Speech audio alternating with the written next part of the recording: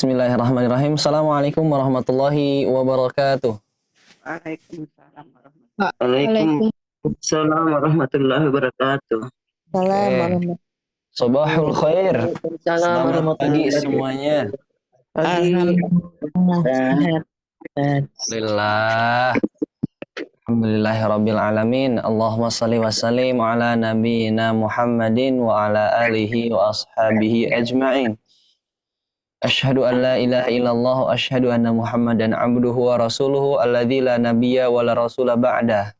Amma ba'du. Ikhwani fillah semuanya, alhamdulillah di subuh kali ini kita kembali dipertemukan oleh Allah Subhanahu wa taala. Kita masuk ke 14 Ramadan.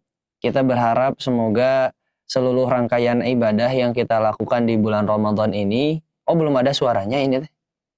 Sudah ada suaranya belum? Sudah. Oh, sudah. Yang ibu yang belum ada suaranya itu kayaknya belum dipencet voice-nya ya. Ya. Nah, kita berharap semoga di bulan Ramadan kali ini Belum ada suaranya, Ustaz. Sudah ada audionya. ada. boleh dibantu sama Mas Admin di ketik di kolom komentar ya, dikondisikan. Nah, kita berharap semoga di bulan Ramadan ini menjadi bulan yang terbaik, menjadi Ramadan yang terbaik.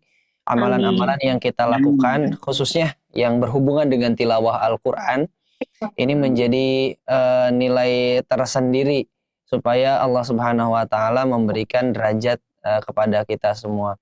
Amin. Ada satu hadis dari Abu Daud yang kualitasnya hasan sahih, sebuah hadis yang sangat masyhur, namun barangkali saya bisa kembali meng-highlight, kembali mengingatkan untuk kita semua bahwasanya kelak di akhirat yuqalu li sahibil Quran. Allah Subhanahu wa taala akan mengatakan kepada sahibul Quran. Siapa sahibul Quran? Sahibul Quran, sahib itu artinya teman dekat, orang yang menjadikan Al-Qur'an dalam berkegiatannya, dalam setiap harinya sebagai teman dalam berkehidupan. Jadi setiap hari itu dia tidak terlepas dari Al-Quran. Itu namanya sahib. Makanya ada sahabat Rasulullah SAW, dan sahabat yang terdekat dengan Rasulullah adalah Umar dan Abu Bakar. Yang mana dalam setiap harinya Abu Bakar dan Umar itu senantiasa bertemu dengan Rasulullah, bercengkrama dengan Rasulullah. Bahkan kalaupun mereka berpisah dengan Rasulullah, mereka akan sangat merindukan Rasulullah. Nah, sahibul Quran itu juga orang-orang yang senantiasa dalam setiap harinya berdekatan dengan Al-Quran, dan kalau tidak baca Quran, itu pasti ada kerinduan di hatinya. Ada apa? Dikatakan kepada apa? Yuqalu li sahibil Quran, irtaqi warattil. Ittaqi warattil. Wartaqi warattil. Kama kunta turattil fid dunya. Dikatakan kepada ahlul Quran, sahibul Quran, ketika di akhirat, bacalah, wartaqi, naiklah, warattil, kemudian bacalah sesungguhnya sebagaimana bacaan kau di dunia, fa inna manzilataka indal akhiril ayah, sesungguhnya tempat atau terakhir surgamu itu, derajat surgamu berdasarkan ayat terakhir yang engkau baca. Jadi ketika kita sering membaca Al-Quran, kita sering bercengkrama dengan Al-Quran, maka derajat dari surganya akan semakin tinggi. Amin. Jadi dibacakan wartaqi warattil, dibaca rotil, bukan hanya sekedar membaca, bukan hanya sekedar iqra. Kalau iqra itu hanya membaca saja tanpa memperhatikan mungkin tajwidnya, tapi kalau rotil, membaca dengan tartil, itu memperhatikan hak-hak dan mustahaknya. I'ta'ul hurufi haqqaha min sifatillaha wa mustahaqqaha, memperhatikan makhrajnya, memperhatikan sifatnya, memperhatikan panjang pendeknya. Kemudian dari situ semakin banyak membaca Al-Quran, kita akan semakin naik derajatnya di sisi Allah Subhanahu wa taala. Maka dari itu kadang hadis ini juga ditafsirkan oleh beberapa ulama bahwasanya membaca di sini bukan hanya sekadar membaca di mushaf, tapi membaca dengan hafalan. Karena nanti di akhirat tidak ada mushaf ya. Jadi bacaannya itu dengan hafalan gitu. Nah, semoga kita diberikan kesempatan oleh Allah, kalaupun kita belum menghafal Quran, semoga ada cucu, kerabat, ataupun mungkin anak kita yang kemudian menghafalkan Al-Quran. Tingompelangan. Ikhwani semuanya, nah kita akan melanjutkan pembacaan ayat Quran One Day One Juz di juz yang ke-14. Oke, silakan untuk bisa membuka mushafnya di rumah ataupun bisa menggunakan mushaf digital yang kita sediakan. Juz 14 Quran Surah Al-Hijr dari ayat pertama. Yang lain bagaimana suara saya terdengar ya? Terdengar. Jelas, Ustaz. Jelas. Jelas sekali. Alhamdulillah. Sebelum kita mulai, silakan untuk bisa duduk dengan khidmat, kemudian dengan memiliki wudhu. Kita meluruskan niat kepada Allah Subhanahu wa Ta'ala. Semoga bacaan Quran ini menjadi bacaan Quran yang terbaik. Baik, kita akan mulai dengan membaca Al-Fatihah terlebih dahulu. A'udzu billahi minasyaitonir rajim.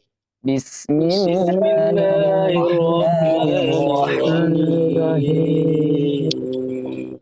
Alhamdulillahirabbil alamin. Ar-Rahmanir Rahim. Maliki yaumiddin. Iyyaka na'budu wa iyyaka nasta'in. Ihdinas siratal mustaqim. Siratal ladzina an'amta 'alaihim ghairil maghdubi 'alaihim waladdallin.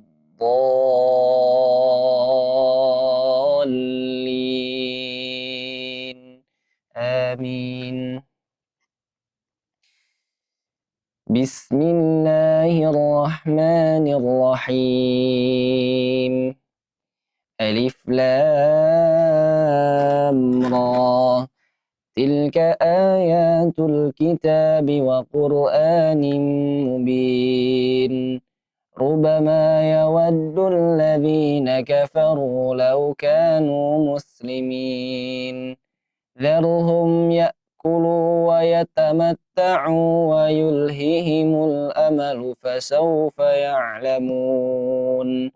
وما أهلكنا من قرية إلا ولها كتاب معلوم ما تسبق من أمة أجلها وما يستأخرون وقالوا يا أيها الذي نزل عليه الذكر إنك لمجنون لو ما تأتينا بالملائكة إن كنت من الصادقين ما ننزل الملائكة إلا بالحق وما كانوا إذا منظرين إنا نحن نزلنا الذكر وإنا له لحافظون ولقد أرسلنا من قبلك في شيع الأولين وما يأتيهم من رسول إلا كانوا به يستهزئون كذلك نسلكه في قلوب المجرمين لا يؤمنون به وقد خلت سنة الأولين ولو فتحنا عليهم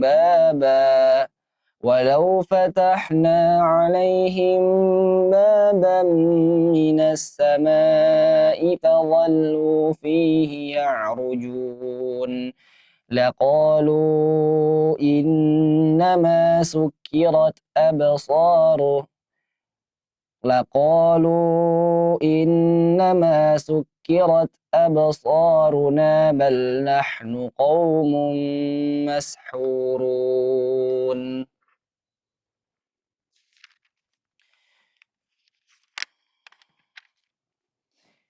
ولقد جعلنا في السماء بروجا وزيناها للناظرين وحفظناها من كل شيطان رجيم إلا من استرق السمع فأتبعه شهاب مبين والأرض مددناها وألقينا فيها رواسي وأنبتنا فيها من كل شيء موزون وجعلنا لكم فيها معايش ومن لستم له برازقين وإن من شيء إلا عندنا خزائنه وما ننزله إلا بقدر معلوم وأرسلنا الرياح لواقح فأنزلنا من السماء ماء فأسقيناكموه وما أنتم له بخازنين وإنا لنحن نحيي ونميت ونحن الوارثون ولقد علمنا المستقدمين منكم ولقد علمنا المستأخرين وإن ربك هو يحشرهم إنه حكيم عليم ولقد خلقنا الإنسان من صلصال من حمأ مسنون والجان خلقناه من قبل من نار السموم وإذ قال ربك للملائكة إني خالق بشرا من صلصال من حمأ مسنون فإذا سويته ونفخت فيه من روحي فقعوا له ساجدين فسجد الملائكة كلهم أجمعين إلا إبليس أبى أن يكون مع الساجدين قال يا إبليس ما لك ألا تكون مع الساجدين قال لم أكن لأسجد لبشر خلقته من صلصال من حمأ مسنون قال فاخرج منها فإنك رجيم وإن عليك اللعنة إلى يوم الدين قال رب فأنظرني إلى يوم يبعثون قال فإنك من المنظرين إلى يوم الوقت المعلوم قال رب بما أغويتني لأزينن لهم في الأرض ولأغوينهم أجمعين إلا عبادك منهم المخلصين قال هذا صراط علي مستقيم إن عبادي ليس لك عليهم سلطان إلا من اتبعك من الغاوين وإن جهنم لموعدهم أجمعين لها 7 أبواب لكل باب منهم جزء مقسوم إن المتقين في جنات وعيون ادخلوها بسلام آمنين ونزعنا ما في صدورهم من غل إخوانا على سرر متقابلين لا يمسهم فيها نصب وما هم منها بمخرجين نبئ عبادي أني أنا الغفور الرحيم وأن عذابي هو العذاب الأليم ونبئهم عن ضيف إبراهيم إذ دخلوا عليه فقالوا سلاما قال إنا منكم وجلون قالوا لا توجل إنا نبشرك بغلام عليم قال أبشرتموني على أن مسني الكبر فبما تبشرون قالوا بشرناك بالحق فلا تكن من القانطين قال ومن يقنط من رحمة ربه إلا الضالون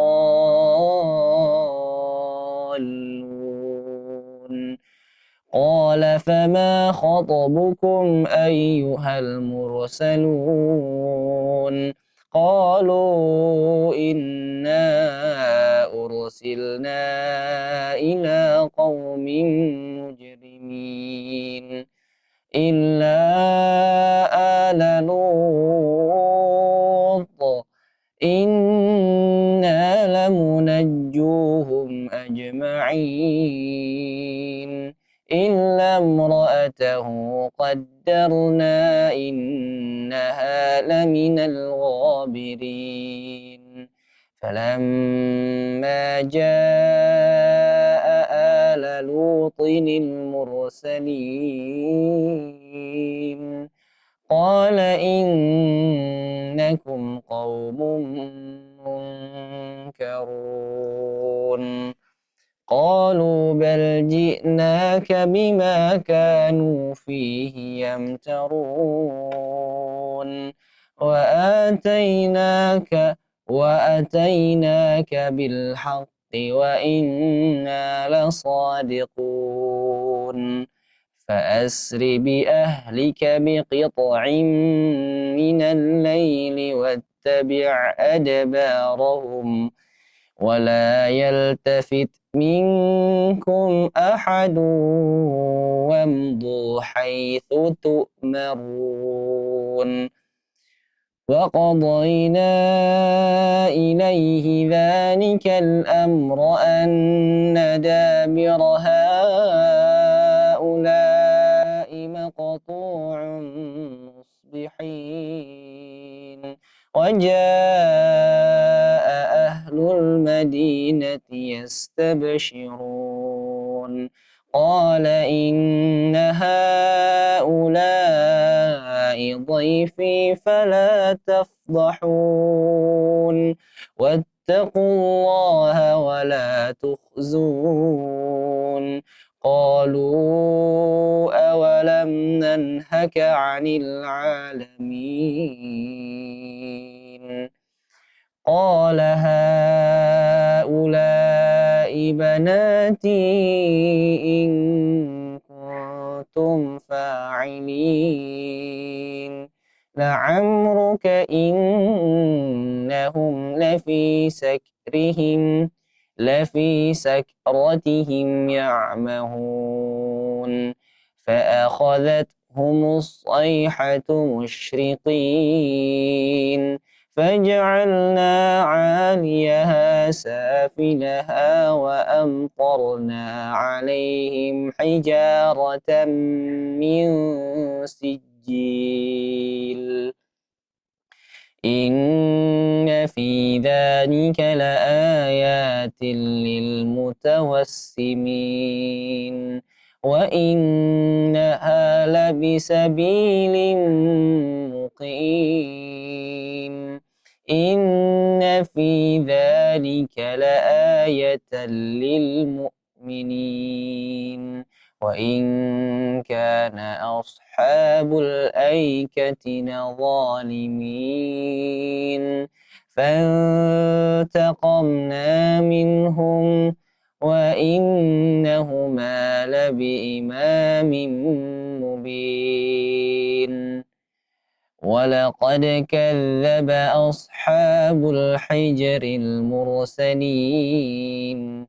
وآتيناهم آياتنا فكانوا عنها معرضين وكانوا ينحتون من الجبال بيوتا آمنين فأخذتهم الصيحة مصبحين فما أغنى عنهم ما كانوا يكسبون وما خلقنا السماوات والأرض وما بينهما إلا بالحق وإن الساعة لآتية فاصفح الصفح الجميل إن ربك هو الخلاق العليم ولقد آتيناك 7 من المثاني والقرآن العظيم لا تمدن عينيك إلى ما متعنا به أزواجا منهم ولا تحزن عليهم واخفض جناحك للمؤمنين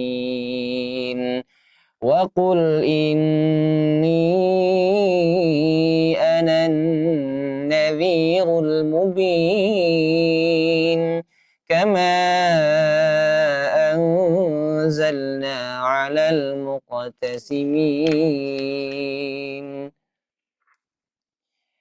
الذين جعلوا القرآن عضين فوربك لنسألنهم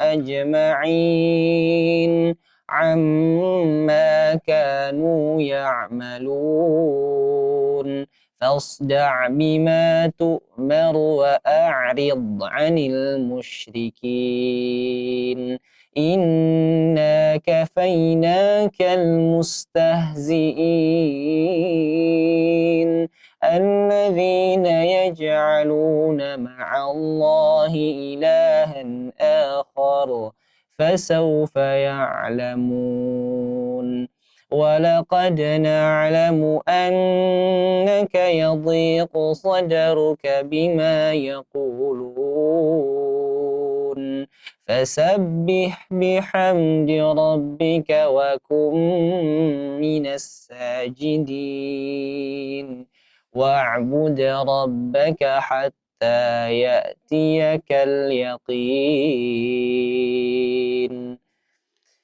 بسم الله الرحمن الرحيم أتى أمر الله فلا تستعجلوه subhanahu wa ta'ala amma yushrikun. Yunazzilul malaikata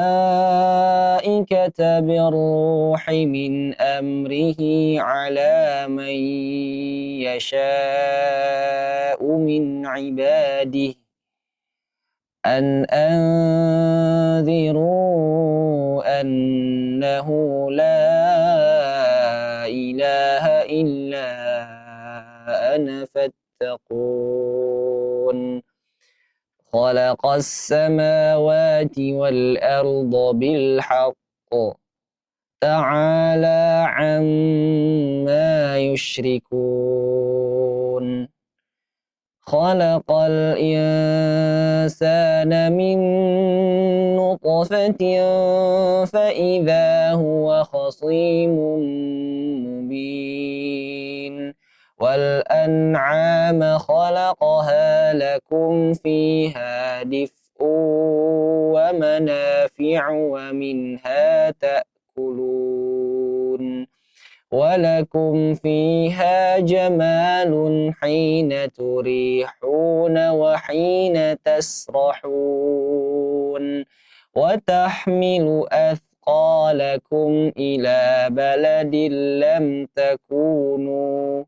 lam takunu balighihi illa bishiqqil anfus. Inna rabbakum lara'ufur rahim. Wal khayla wal bighala wal hamira litarkabuha wa zinah. Wa yakhluqu ma la ta'lamun. Wa 'ala Allahi qasdus sabili wa minha jair. Walau syaa lahadakum ajma'in. Walladzi anzala minas samaa'i ma'an lakum minhu syarabun wa minhu syajarun fihi tusimun.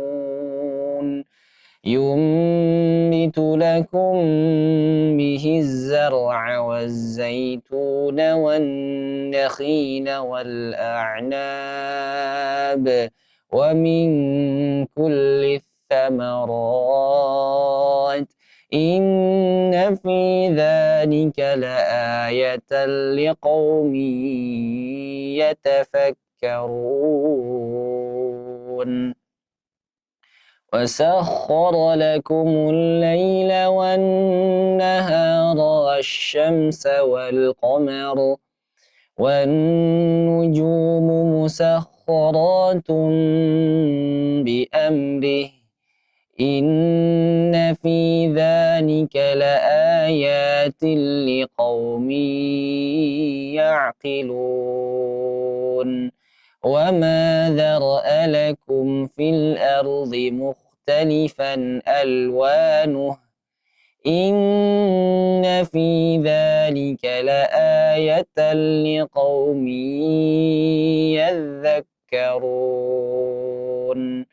وهو الذي سخر البحر لتأكلوا منه لحما طريا وتستخرجوا منه حيلة تلبسونها وترى الفلك مواخر فيه ولتبتغوا من فضله ولعلكم تشكرون. وألقى في الأرض رواسي أن تميد بكم وأنهارا وسبلا لعلكم تهتدون. وعلامات وبالنجم هم يهتدون. أفمن يخلق كمن لا يخلق أفلا تذكرون وإن تعدوا نعمة الله لا تحصوها إن الله لغفور رحيم والله يعلم ما تسرون وما تعلنون والذين يدعون من دون الله لا يخلقون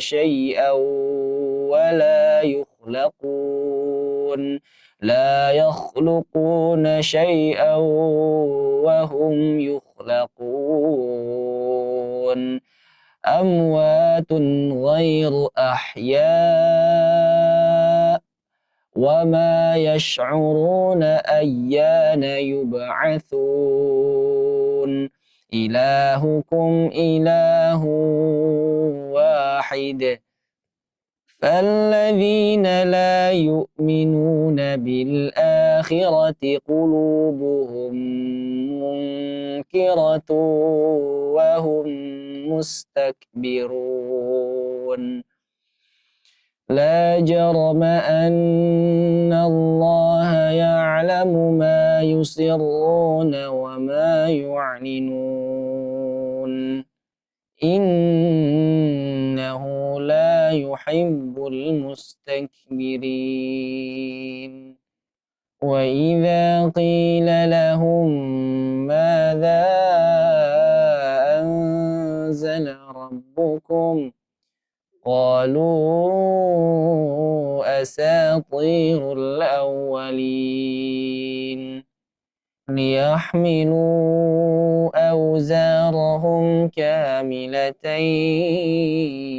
يوم القيامة ومن أوزار الذين يضلونهم بغير علم ألا ساء ما يزرون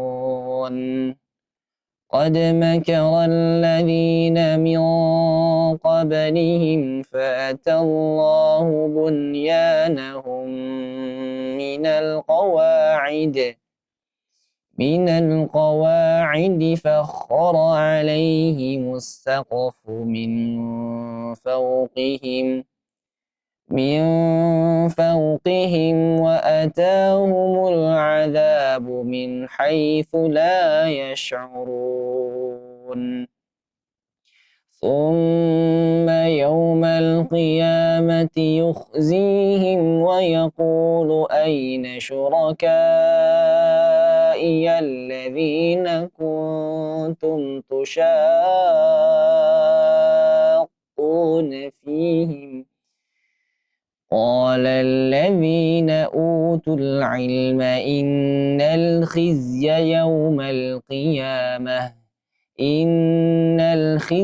اليوم والسوء على الكافرين الذين تتوفاهم الملائكة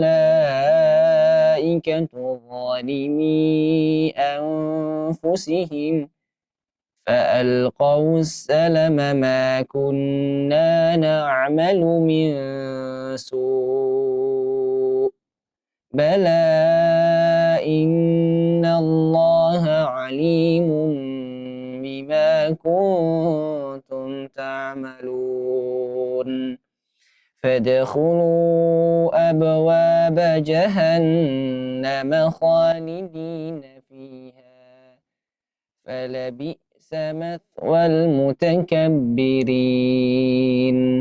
وقيل للذين اتقوا ماذا أنزل ربكم قالوا خيرا للذين أحسنوا في هذه الدنيا حسنة ولدار الآخرة خير ولنعم دار المتقين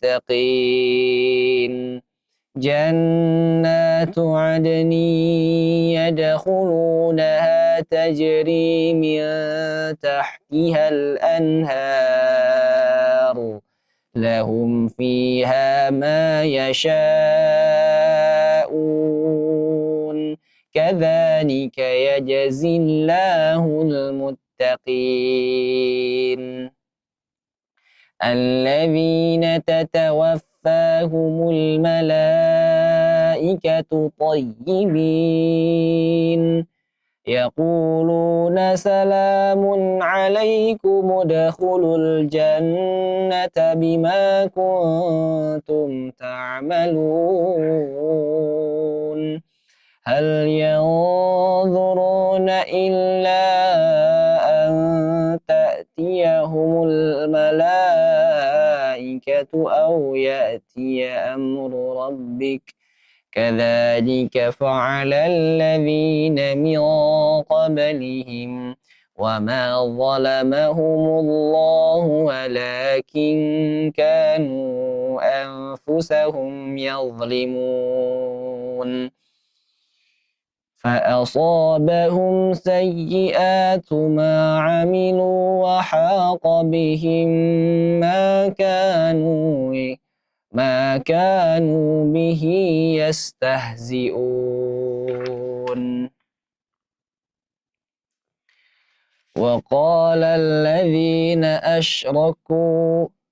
وقال الذين أشركوا لو شاء الله ما عبدنا من دونه من شيء نحن ولا آباؤنا ولا حرمنا من دونه من شيء كذلك فعل الذين من قبلهم فهل على الرسل إلا البلاغ المبين ولقد بعثنا في كل أمة رسولا أن اعبدوا الله واجتنبوا الطاغوت فمنهم من هدى الله ومنهم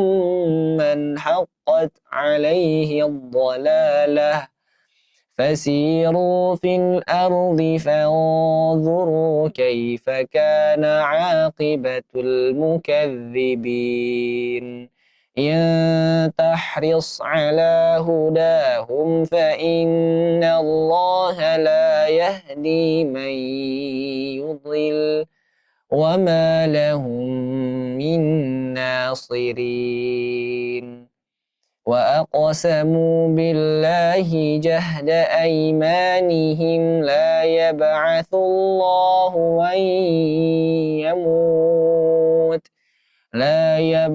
الله من يموت بلى وعدا عليه حقا ولكن أكثر الناس لا يعلمون ليبين لهم الذي يختلفون فيه وليعلم الذين كفروا أنهم كانوا كاذبين إنما قولنا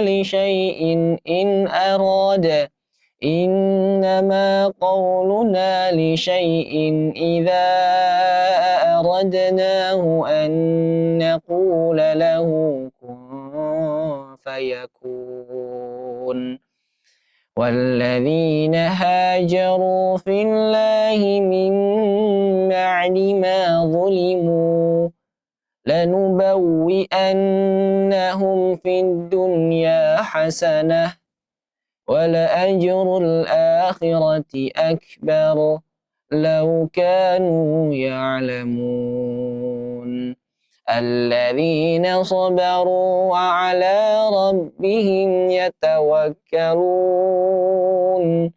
وما أرسلنا من قبلك إلا رجالا نوحي إليهم فاسألوا أهل الذكر إن كنتم لا تعلمون بالبينات الزبر وأنزلنا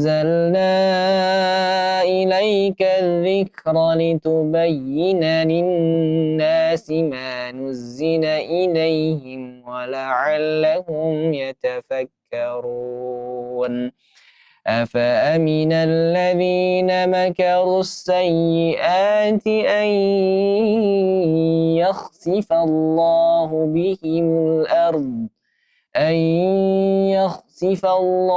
بهم الأرض أو يأتيهم العذاب من حيث لا يشعرون أو يأخذهم في تقلبهم فما هم بمعجزين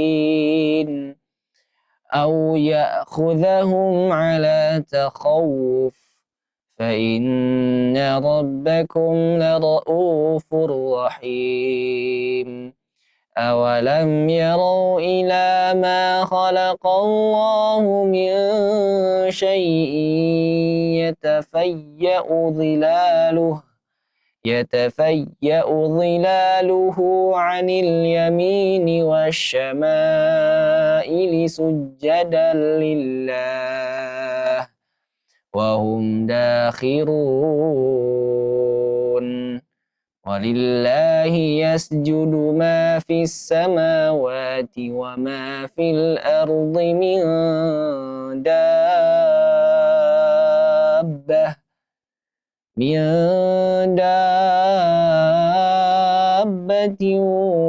والملائكة وهم لا يستكبرون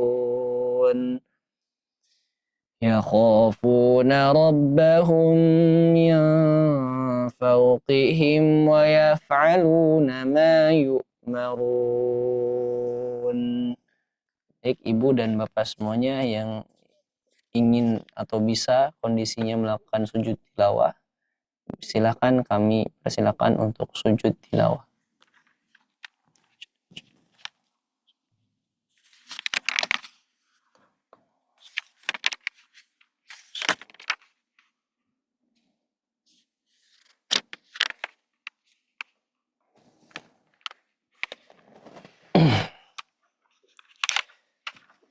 Baik, kita lanjutkan. Wa qala Allahu la tattakhidhu ilahayn ithnain innama huwa ilahu wahidun fa iyyaya farhabun. وله ما في السماوات والأرض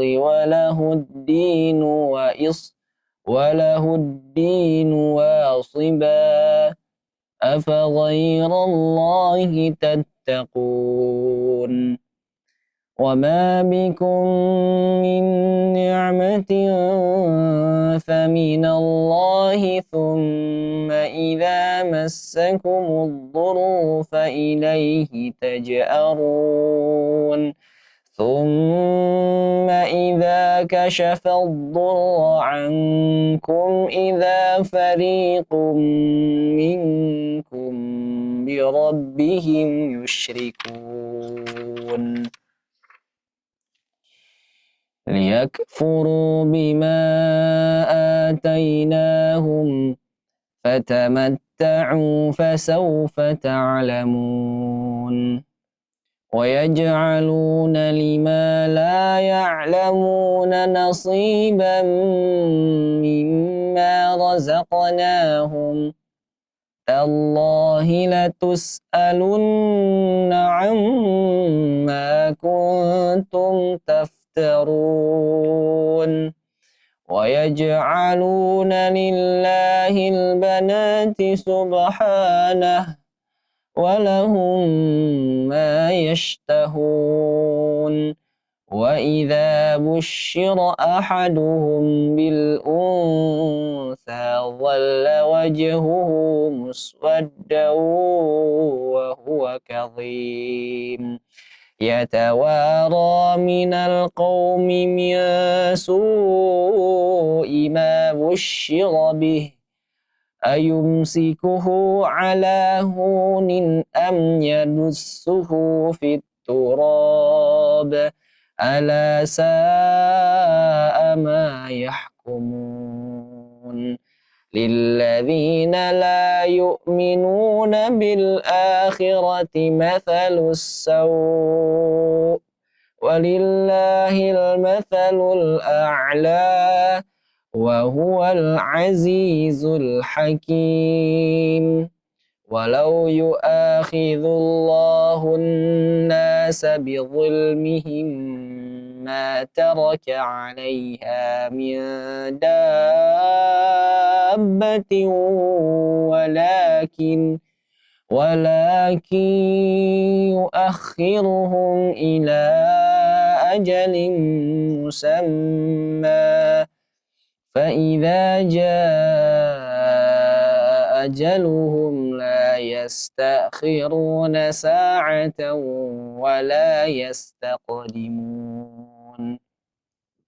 ويجعلون لله ما يكرهون وتصف ألسنتهم الكذب أن لهم الحسنى لا جرم أن لهم النار وأنهم مفرطون تالله لقد أرسلنا إلى أمم من قبلك فزين لهم الشيطان أعمالهم فهو وليهم اليوم ولهم عذاب أليم وما أنزلنا عليك الكتاب إلا لتبين لهم الذي اختلفوا فيه وهدى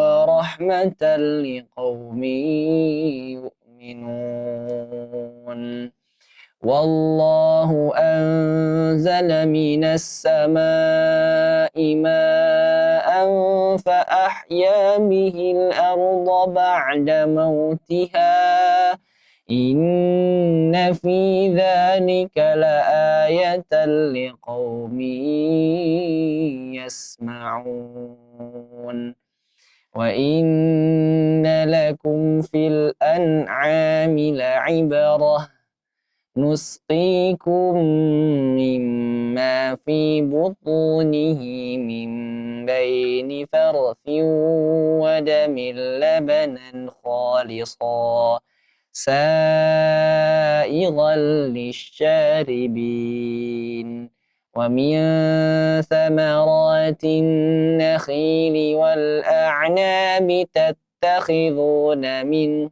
سكرا ورزقا حسنا إن في ذلك لآية لقوم يعقلون وأوحى ربك إلى النحل أن اتخذي من الجبال بيوتا ومن الشجر ومما يعرشون ثم كلي من كل الثمرات فاسلكي سبل ربك ذللا يخرج من بطونها شراب مختلف ألوانه فيه شفاء للناس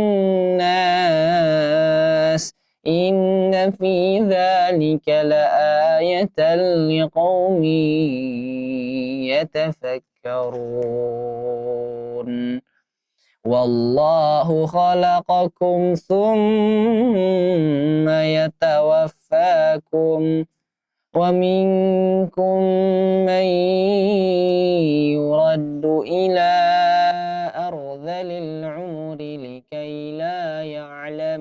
بعد علم شيئا إن الله عليم قدير والله فضل بعضكم على بعض في الرزق فما الذين فضلوا براد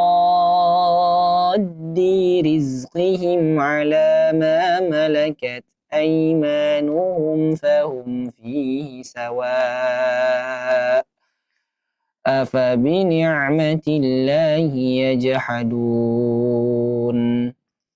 والله جعل لكم من أنفسكم أزواجا وجعل لكم من أزواجكم بنين وحفدة ورزقكم من الطيبات أفبالباطل يؤمنون وبنعمة الله يكفرون ويعبدون من دون الله ما لا يملك لهم رزقا من السماوات والأرض شيئا ولا يستطيعون فلا تضربوا لله الأمثال إن الله يعلم وأنتم لا تعلمون ضرب الله مثلا عبدا مملوكا لا يقدر على شيء ومن رزقناه منا رزقا حسنا فهو ينفق منه سرا وجهرا هل يستوون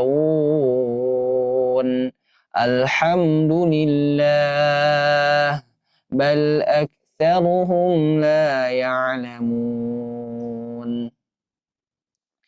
وضرب الله مثلا رجلين أحدهما أبكم لا يقدر على شيء وهو كل على مولاه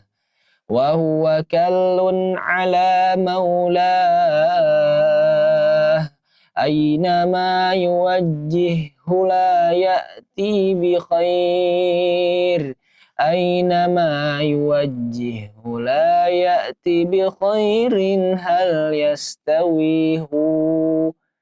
هل يستوي هو ومن يأمر بالعدل وهو على صراط مستقيم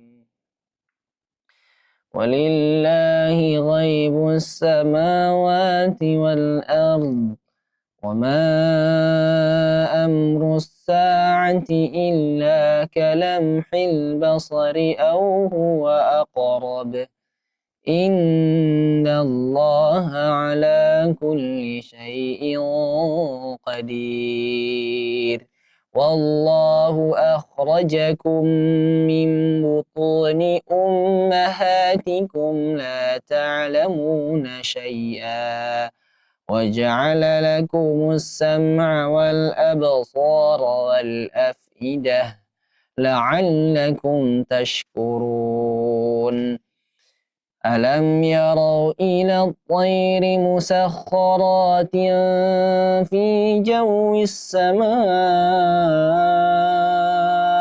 ما يمسكهن إلا الله إن في ذلك لآيات لقوم يؤمنون والله جعل لكم من بيوتكم سكنا وجعل لكم من جلود الأنعام بيوتا تستخفونها يوم ظعنكم ويوم إقامتكم ومن أصوافها وأوبارها وأشعارها أثاثا ومتاعا إلى حين والله جعل لكم مما خلق ظلالا وجعل لكم من الجبال أكنانا وجعل لكم سرابيل تقيكم الحر وسرابيل تقيكم بأسكم كذلك يتم نعمته عليكم لعلكم تسلمون فإن تولوا فإنما عليك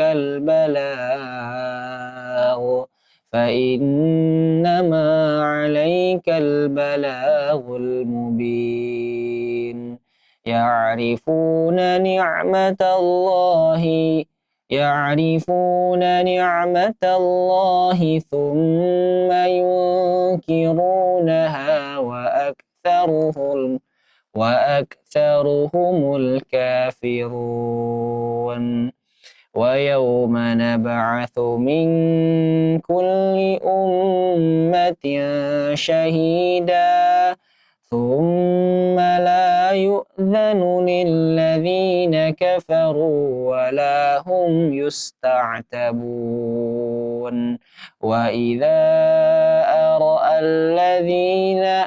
وإذا رأى الذين ظلموا العذاب فلا يخفف عنهم ولا هم ينظرون وإذا رأى الذين أشركوا شركاءهم قالوا ربنا هؤلاء شركاؤنا الذين كنا ندعو من دونك فألقوا إليهم القول إنكم لكاذبون وألقوا إلى الله يومئذ السلم وضل عنهم ما كانوا يفترون الذين كفروا وصدوا عن سبيل الله زدناهم عذابا فوق العذاب بما كانوا يفسدون ويوم نبعث في كل أمة شهيدا عليهم من أنفسهم وجئنا بك شهيدا على هؤلاء ونزلنا عليك الكتاب تبيانا لكل شيء وهدى ورحمة وبشرى للمسلمين إن الله يأمر بالعدل والإحسان وإيتاء ذي القربى وينهى عن الفحشاء والمنكر والبغي يعظكم لعلكم تذكرون وأوفوا بعهد الله إذا عاهدتم ولا تنقضوا الأيمان بعد توكيدها وقد جعلتم الله عليكم كفيلا إن الله يعلم ما تفعلون ولا تكونوا كالتي نقضت غزلها من بعد قوة أنكاثا تتخذون أيمانكم دخلا بينكم أن تكون أمة هي أربى من أمة إنما يبلوكم الله به ليبينن لكم يوم القيامة ما كنتم فيه تختلفون ولو شاء الله لجعلكم أمة واحدة ولكن يضل من يشاء ويهدي من يشاء ولتسألن عما كنتم تعملون ولا تتخذوا أيمانكم دخلا بينكم فتزل قدم بعد ثبوتها وتذوقوا السوء بما صددتم عن سبيل الله ولكم عذاب عظيم ولا تشتروا بعهد الله ثمنا قليلا إنما عند الله هو خير لكم إن كنتم تعلمون ما عندكم ينفد وما عند الله باق ولنجزين الذين صبروا أجرهم بأحسن ما كانوا يعملون من عمل صالحا من ذكر أو أنثى وهو مؤمن فلنحيينه حياة طيبة ولنجزينهم أجرهم بأحسن ما كانوا يعملون فإذا قرأت القرآن فاستعذ بالله من الشيطان الرجيم إنه ليس له سلطان على الذين آمنوا وعلى ربهم يتوكلون إنما سلطانه على الذين يتولونه والذين هم به مشركون وإذا بدلنا آية مكان آية والله أعلم بما ينزل قالوا إنما أنت مفتر بل أكثرهم لا يعلمون قل نزله روح القدس من ربك بالحق ليثبت الذين آمنوا وهدى وبشرى للمسلمين ولقد نعلم أنهم يقولون إنما يعلمه بشر لسان الذي يلحدون إليه أعجمي وهذا لسان عربي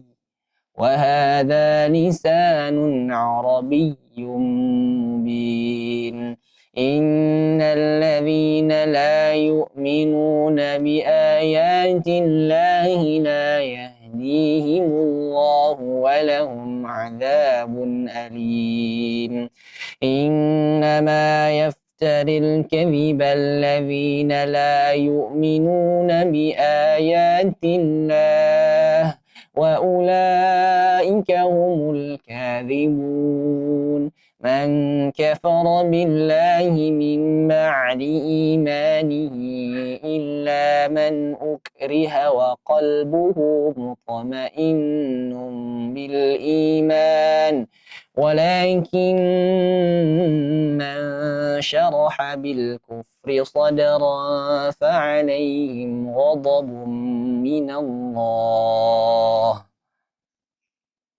ولهم عذاب عظيم ذلك بأنهم استحبوا الحياة الدنيا على الآخرة وأن الله لا يهدي القوم الكافرين أولئك الذين طبع الله على قلوبهم وسمعهم وأبصارهم وأولئك هم الغافلون لا جرم أنهم في الآخرة هم الخاسرون ثم إن ربك للذين هاجروا من بعد ما فتنوا ثم جاهدوا وصبروا إن ربك من بعدها لغفور رحيم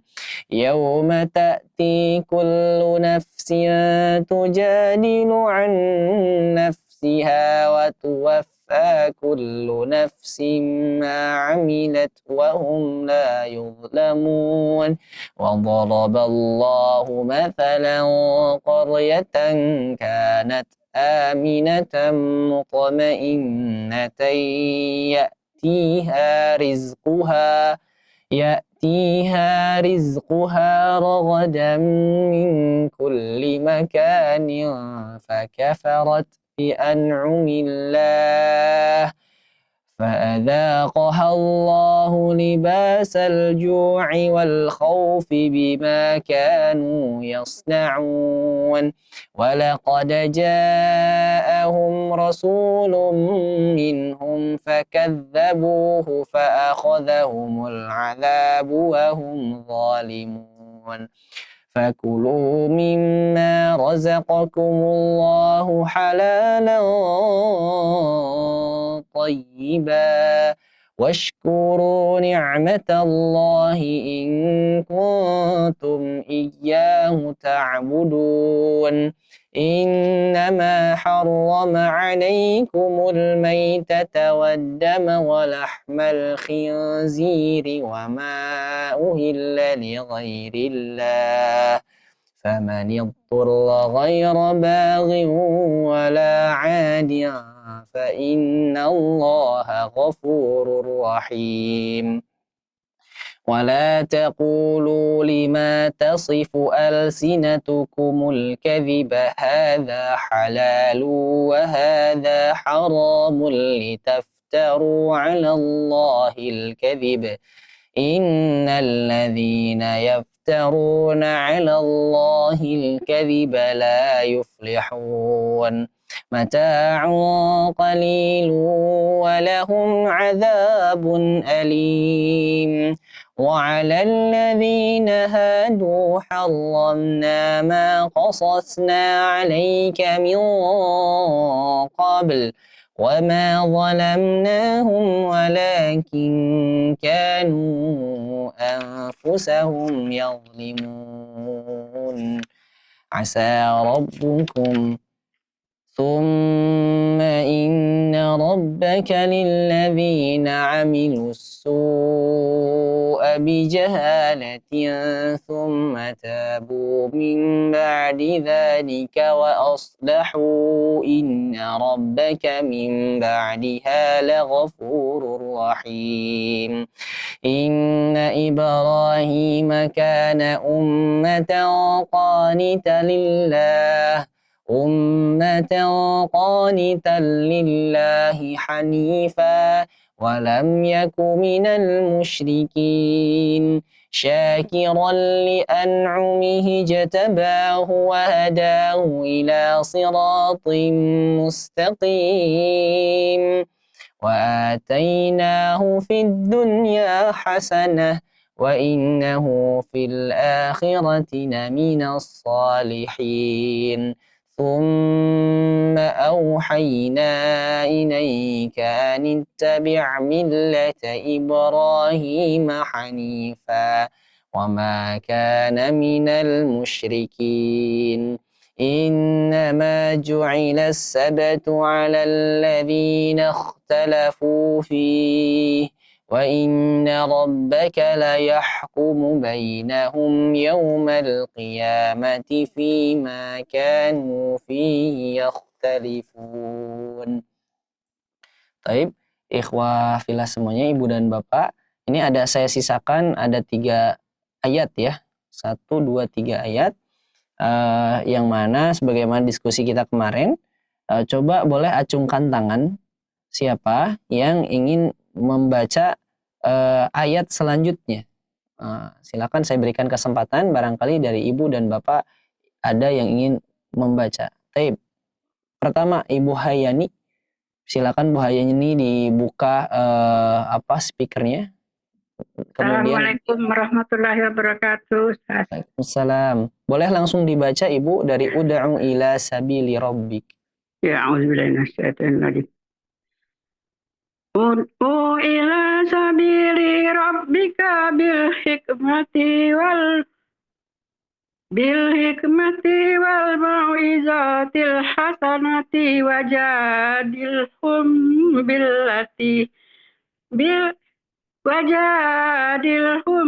billati hiya ahsan. Lanjut Ustaz. Lanjut Ibu. Inna rabbaka huwa a'lamu biman dhalla an sabili Bima dhalla an biman dhalla an sabili wa huwa a'lamu bil muhtadin. Terima kasih Bu Hayani. Oh ya. Ayat Ya. selanjutnya boleh dibaca oleh Bu Siti Nurul. Silakan. Ya. Afwan Ustaz. Apa nih Bu? Silakan Bu Siti Nurul di ayat ke selanjutnya. Wa in aqabtum. Ya. Wa in aqabtum fa'aqibu bimisli ma uqibtum bih. Wala in sabartum Wala in sabartum Wala in sabartum lahuwa khairul lisabirin. Baik, syukran hatur nuhun Ibu Siti. Ya, makasih Satu Ustaz. ayat ada 2 ayat lagi. Silakan. Ada yang ingin membaca kembali? Oke. Ibu Khairidha. Mangga Ibu Khairidha. Dan wasbir. Silakan. A'udzu billahi minasyaitonir rajim. Bismillahirrahmanirrahim. Wasbir wa ma sabaruka illa billahi wa la tahzan alaihim wa la taku fi dhaikim mimma yamkurun. Baik, terima kasih Ibu Khairidha. Ayat terakhir selanjutnya bisa dibaca oleh Ibu Rina Saad.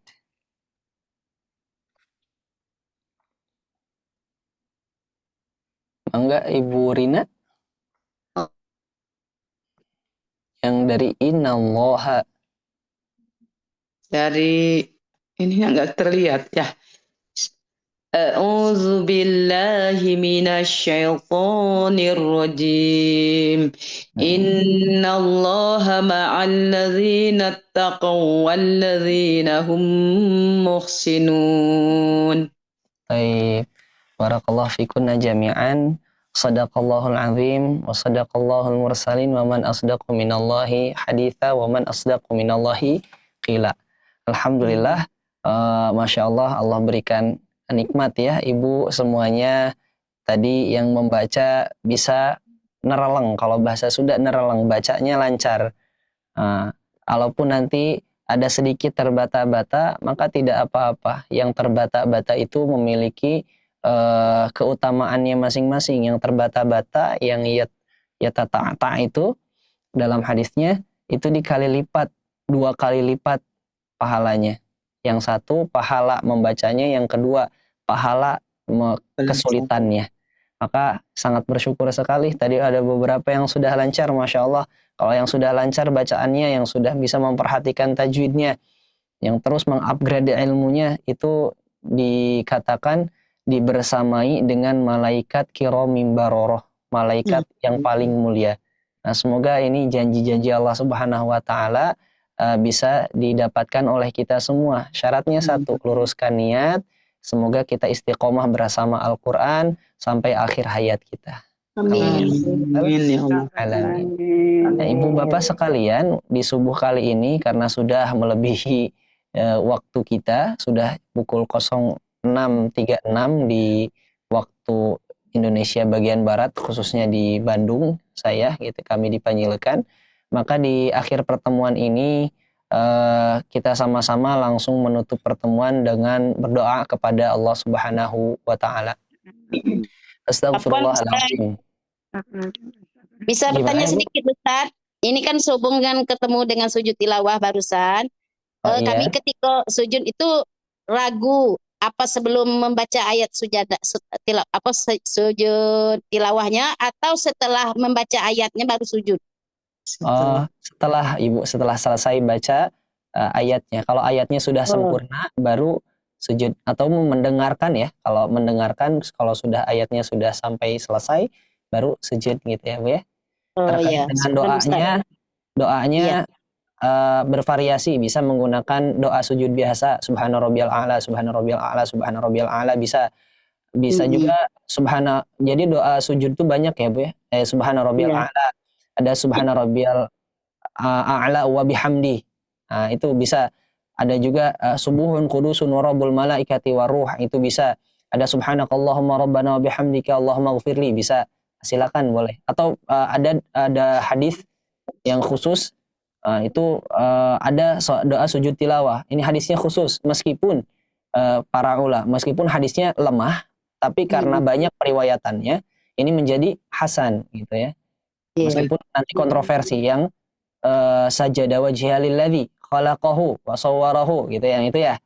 Nah, itu ada hadisnya, tapi hadisnya lemah. Cuman karena banyak periwayatannya, ada beberapa ulama yang berpendapat bahwa hadis ini hasan gitu ya. Jadi boleh, silakan doanya, boleh yang mana saja gitu ya. Syukran Ustaz. Afwan Ibu, sama-sama. Kita sama-sama berdoa di kesempatan kali ini. Astaghfirullahaladzim, astaghfirullahaladzim.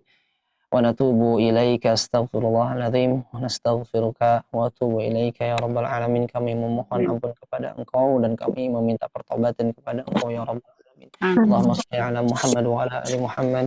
Ya Allah, kami bersolat pada Nabi Muhammad sebagai rasa rindu kami, sebagai rasa di mana kami ingin bertemu dengan beliau. Semoga Engkau sampaikan kami kepada beliau, didapatkan syafaat beliau, pertemuan kami dengan indah ya rabbal alamin. Allahumma lil muslimina wal muslimat wal mu'minina wal mu'minat al ahya'i minhum wal amwat bi rahmatika arhamar rahimin. Ya Allah, mohonkan ampunan kepada seluruh umat muslim dan umat muslimat, yang mukmin, yang mukminat, yang masih hidup ataupun yang sudah masuk liang lahat ya rabbal alamin. Rabbi wali walidayya wa liman dakhala baiti ya mu'mina walil mu'minina wal mu'minat wa la tazlim zalimina illa tabara. Ya rabbal alamin, jadikanlah rumah-rumah kami sebagai rumah ampunan. Seluruh orang yang masuk ke dalam rumah kami, seluruh orang yang keluar dari rumah kami, janganlah Engkau berikan kecuali berikan ampunan darimu ya rabbal alamin. Wa la taj'alni zalimina illa tabara, dan tolong ya Allah, jagalah rumah kami dari orang-orang yang zalim.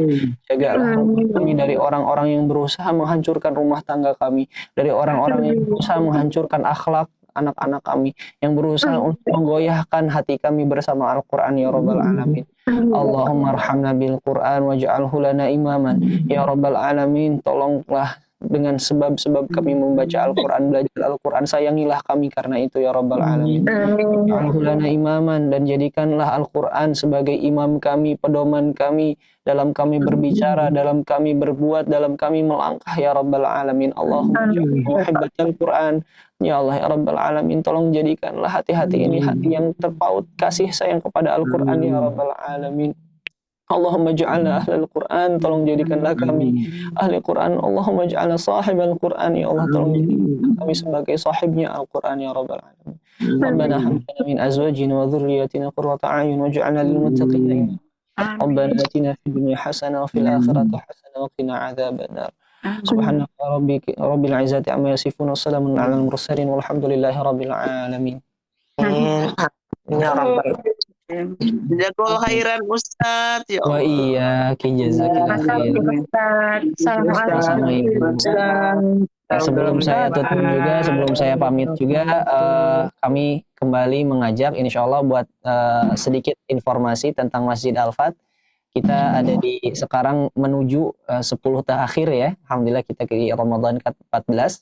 Barangkali ibu bapak semua yang ada dekat dengan Panyilekan dengan Masjid Al-Fat, insya Allah kita di 10 terakhir ada i'tikaf 10 hari full gitu ya.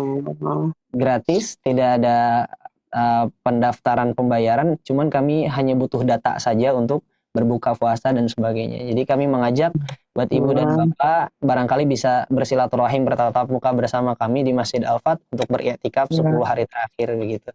Kemudian di 10 hari terakhir juga barangkali ibu bapak yang susah untuk menyalurkan zakat, insya Allah kami membuka zakat secara online. Yang mana semoga nanti di pertemuan-pertemuan selanjutnya kami berikan informasi terkait hal tersebut gitu insya Allah. Kemudian yang terakhir kami juga mengajak, kami punya saluran di Masjid Al-Fat. Boleh barangkali nanti Mas Admin dikeluarkan linknya, yang belum bergabung bisa bergabung bersama-sama untuk mendapatkan informasi tentang Masjid Al-Fat khususnya begitu. Wallahu a'lam bishawab. Demikian yang bisa saya bersamai di subuh kali ini. Terima kasih banyak. Mohon maaf atas keraguannya, kekeliruannya. Tadi ada Bapak siapa tadi? Pak Yanto atau siapa? Ada yang mau ngoreksi ya. Terima kasih banyak Bapak. Mohon maaf atas kekeliruan saya. Semoga Allah mengampuni dosa-dosa saya, dosa-dosa kita semuanya. Akhirul kalam. Assalamualaikum warahmatullahi taala wabarakatuh. Waalaikumsalam warahmatullahi wabarakatuh. Semoga bertemu ya Ustadz ya. Ustadz, kalau misalnya kita ngirim infak terus kita maunya ke satu orang gitu, maunya ke Ustadz gitu, gimana caranya? Ditulis ya, nggak bisa ya? Enggak, kalau mungkin untuk kedepannya insya Allah kalau ingin berinfak silahkan, saya menyarankan untuk menyalurkan ke Masjid Al-Fat saja. Insya Allah nanti dari bendahara akan menggunakan infak tersebut untuk umat gitu, untuk kemanfaatan masjid insya Allah. Gitu ya Bu ya? Iya, nggak bisa khusus gitu untuk Ustadz gitu ya. Maaf Ibu, maaf. Nanti bisa ke Baitullah, ke Baitul. Ya, ada nomornya. Kemarin saya pakai nomor yang untuk buku karena belum tahu ada nomor. Nah, saya juga kalau kayak nomor gini nih susah buat saya nulisnya. Ustadz, saya agak ini maksudnya setelah bangun dari COVID itu agak membaca huruf itu agak itu ya Ustadz ya, udah agak susah mulai ini kan kembali gitu. Nah, ini nulis kayak gini nih susah, tapi nanti akan saya coba. Ya waktu itu tes Siva tinggal tek bisa ya. Terus ada rekening yang bisa saya kopas gitu. Nah itu saya langsung jadi pakai rekening buku, saya infaknya sekedar infak, nanti kalau bisa ke situ ya udah ke situ aja. Kalau nulis-nulis gini nih banyak salah saya Ustadz. Iya nanti kayaknya bisa iniin kalau ini ada yang tinggal kopas gitu. Karena believe me, banyak orang kayak saya yang setelah bangun itu jangankan ini lupa ini lupa itu. Ya yang karena COVID Delta itu ya itu lama Ustadz, kami bisa inget lagi bisa itu lama gitu. Padahal saya cuma pingsan 3 hari, ada temen yang sampai sebulan, ada yang temen yang itu udah susah sehat benar. semuanya terus ya semua. Amin ya Allah, amin. Untuk rekening barangkali nanti Mas Admin juga tadi Ibu sedikit kesulitan mencatat mah ya, bisa di kolom komentar, mungkin dikeluarkan di kolom komentar ya, diketikkan rekening masjidnya, Masjid Al-Fatnya nanti supaya memudahkan ibu atau bapak semua yang ingin berinfak ke Masjid Al-Fat begitu. Baik, begitu mungkin ya. Pasti Ustadz, makasih banyak Ustadz ya, barakallahu Ustadz. Mudah-mudahan luas rezeki untuk Ustadz. Izin saya pamit undur diri. Saya akan lanjut. Jazakallahu khairan. Jazakumullah khairan.